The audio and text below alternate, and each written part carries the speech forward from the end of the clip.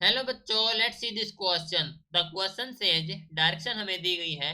Each of these question contain two statement, assertion and region. Each of these questions also have four alternative choices, only one of which is the correct answer. You have to select one of the codes A, B, C and D given below. A है assertion is correct, region is correct, region is a correct explanation for assertion. B है assertion is correct, region is correct, region is not a correct explanation for assertion.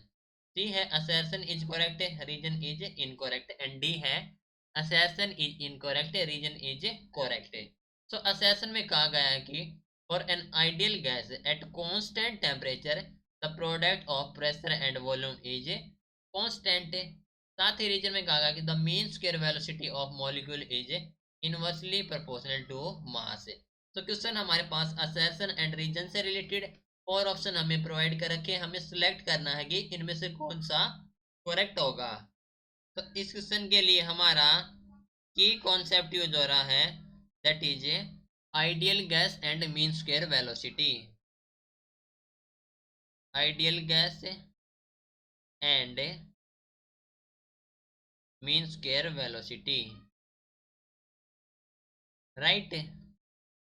ठीक है, तो हम जानते हैं कि जो फॉर एन आइडियल गैस हमारे पास इक्वेशन होते हैं P V is equal to N R T, जहाँ पर हमारे पास पी है प्रेशर, वी है वॉल्यूम, आर है गैस कांस्टेंट, टी हमारे पास टेम्परेचर। ठीक है, तो यदि हमारे पास टेम्परेचर कांस्टेंट है, इफ टेम्परेचर इज कांस्टेंट, ठीक है, तो हमारे पास जो पी वी हो जाएगा वो हो जाएगा हमारे पास कांस्टेंट के equal. Okay, N R is constant, तो ये हो जाएगा हमारे पास P V is equal to the constant है। ओके, तो जो हमारे पास प्रोडक्ट आ गई प्रेशर की एंड वॉल्यूम की, वो हमारे पास कांस्टेंट हो गई। ठीक है, तो असर्शन में कहा गया है कि for an ideal gas at constant temperature the product of pressure and volume is constant. That means हमारे पास जो असर्शन है वो है करेक्ट, राइट। नाउ रीजन में कहा गया है कि the mean square velocity of molecule is inversely proportional to mass. तो हम जानते हैं कि जो रूट मीन स्क्वायर वेलोसिटी होती है वी आर एम एस, वो होती है हमारे पास है root of 3 P V upon M, P V upon M.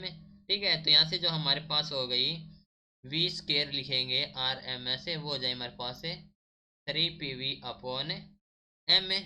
Okay, that means यहाँ से जो v हो गए हमारे पास है आर एम एस, वो इनवर्सली प्रोपोर्शनल है m के। दैट मीन्स वो हमारे पास इनवर्सली प्रोपोर्शनल है मास के। तो हमारे पास जो रीजन हो गया दैट इज द करेक्ट।